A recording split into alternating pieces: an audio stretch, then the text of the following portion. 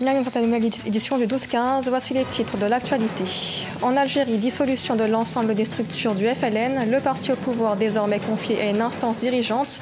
Une instance officiellement installée ce 25 novembre au siège du parti. Reprise des élections locales dans 4 communes en Côte d'Ivoire. Des élections reportées après l'examen à la Cour suprême de 43 recours. Des recours introduits après les élections locales du 13 octobre 2018. Et puis au Togo, le parti au pouvoir Union pour la République se prépare à l'approche des législatives, prévues le 20 décembre prochain. Le parti forme ses candidats pour entamer la campagne électorale. 2 jours de formation pour mieux affronter les échéances à venir. En Algérie, le gouvernement a dissous l'ensemble des structures du FLN. Le parti au pouvoir est ainsi confié à une instance dirigeante présidée par le président de l'Assemblée, Mouad Bouchareb. Une instance officiellement installée ce 25 novembre au siège du parti, Michael Dingossoa. Coup de théâtre en Algérie. Le président Abdelaziz Bouteflika a procédé ce dimanche 25 novembre à la dissolution du parti au pouvoir, le FNL, et à la réaction d'une instance dirigeante. Cette décision intervient à 5 mois de la présidentielle de 2019. Le secrétariat de cette instance est composé de 5 des 15 membres du bureau politique sortant, auquel s'ajoute une députée. L'instance sera sous la présidence de Mohamed Bouchareb. Conformément aux instructions de son Excellence le Président de la République, président du Front de Libération Nationale, M. Abdelaziz Bouteflika, il a été décidé la création d'une instance dirigeante du Parti du Front de Libération Nationale sous la présidence de M. Mouad Bouchareb. C'est un nouveau départ pour le parti au pouvoir avec comme référence la ligne du FNL historique. Désormais, le viseur du parti est tourné vers les prochaines élections sénatoriales du 29 décembre. Cette élection constitue un premier test sur l'adhésion des militants à la nouvelle configuration décidée par le président du parti. De mon point de vue, ça s'inscrit dans une stratégie globale au niveau du pouvoir algérien où on est en train de redéfinir les postes et les responsabilités. Et il était évident qu'à l'approche des élections présidentielles et du postulat de Bouteflika pour un 5e mandat, il s'agit aujourd'hui de refonder en tout cas les principaux axes de pouvoir. Et il ne s'agit pas simplement de la tête du FLN, mais on peut voir également dans l'armée qu'il y a des changements aujourd'hui qui sont significatifs.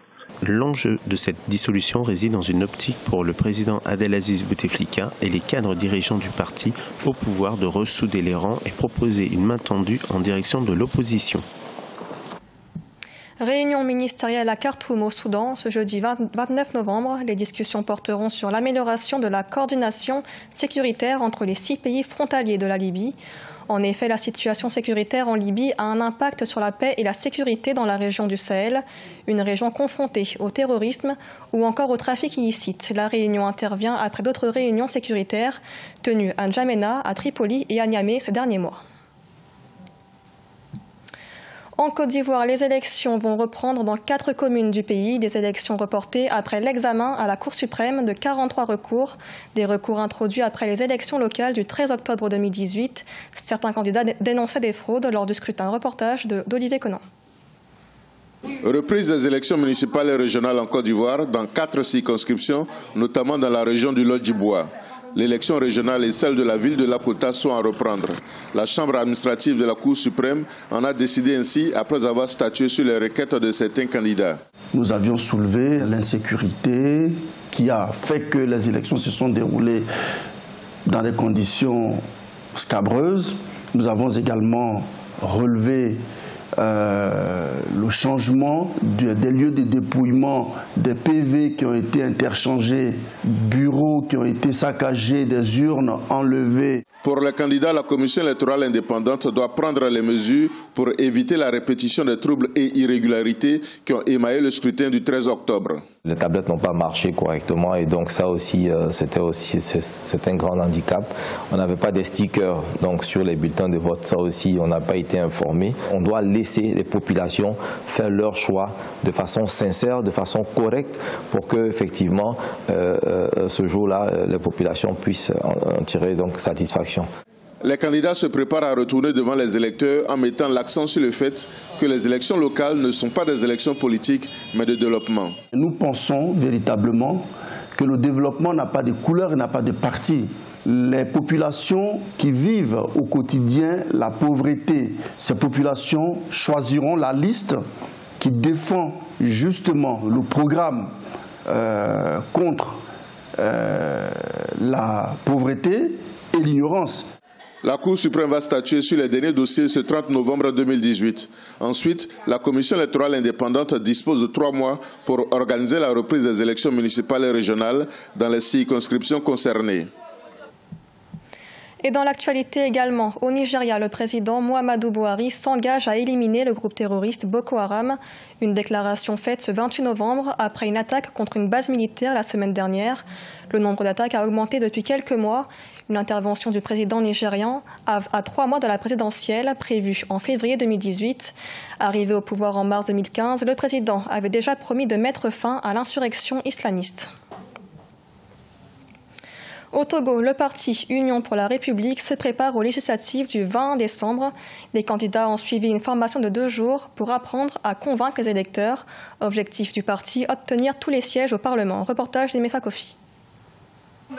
Au Togo, le parti au pouvoir Union pour la République en rang de bataille pour convaincre l'électorat aux législatives du 20 décembre. Pour le Premier ministre, c'est l'homme Classou, représentant du président national du parti, le chef de l'État Faure Gnassingbé. La majorité à l'Assemblée nationale est un acquis. Nous devons nous engager sans calcul et sans état d'âme à donner une majorité confortable à notre parti à l'issue des élections législatives du 20 décembre 2018. Ensemble, unis, nous sommes en marche pour 2020. 2018 est déjà gagné. Au terme de cette formation de 2 jours, les candidats aux législatives auront l'art de convaincre et seront à même de poursuivre à l'Assemblée nationale les avancées opérées par le parti. C'est une formation pour équiper les militants de tout ce dont ils ont besoin pour faire une campagne paisible, une campagne qui permette de gagner tous les sièges dans toutes les préfectures. Malgré l'intervention de la communauté économique des États d'Afrique de l'Ouest pour définitivement résoudre la crise politique au Togo, le mal persiste. Les réformes semblent être bloquées à l'Assemblée nationale. La coalition des 14 partis politiques de l'opposition, elle, ne présentera pas de candidat aux législatives du 20 décembre et décide à nouveau d'organiser 4 jours de marche à compter du 29 novembre. Objectif, exiger les réformes telles que préconisées par la communauté économique des États d'Afrique de l'Ouest. Une conférence internationale des archives a eu lieu au Cameroun jusqu'au 28 novembre. Le thème « Archives, gouvernance et patrimoine ». L'événement est une première sur le continent. Objectif, donner aux pays africains un moyen de moderniser l'archivage de leurs données historiques afin de préserver leur patrimoine. Reportage de Viviane Bauken. La conservation des archives en Afrique inquiète. Le constat est posé par les experts archivistes internationaux réunis à Yaoundé depuis ce lundi 26 novembre 2018.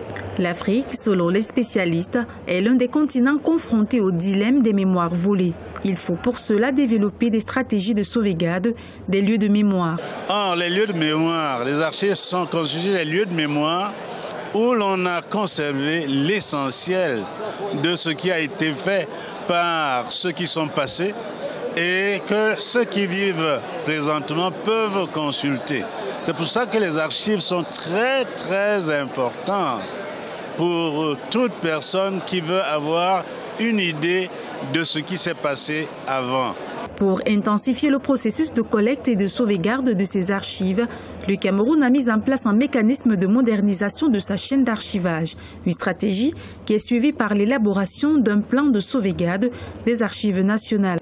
Le gouvernement a pris un programme de sauvegarde des archives avec plusieurs volets. D'abord le volet de la formation, le volet de la conservation et de la restauration des archives, le volet de la restructuration des bâtiments. Vous savez, l'archive commence avec le bâtiment. Sans bâtiment, on ne peut pas garder des archives. Et les bâtiments qu'on a aujourd'hui sont un peu corrosifs pour les archives. Donc c'est pour ça que le gouvernement camerounais a pris des responsabilités pour restructurer les archives aussi bien de Yaoundé que de Buea. L'Afrique, qui accueille pour la première fois la conférence annuelle du Conseil international des archives, entend profiter de cette plateforme pour acquérir les outils nécessaires pour la modernisation et la numérisation de ces archives. Ce journal a été réalisé par l'ensemble de la rédaction. Merci de l'avoir suivi. L'actualité continue sur Africa 24.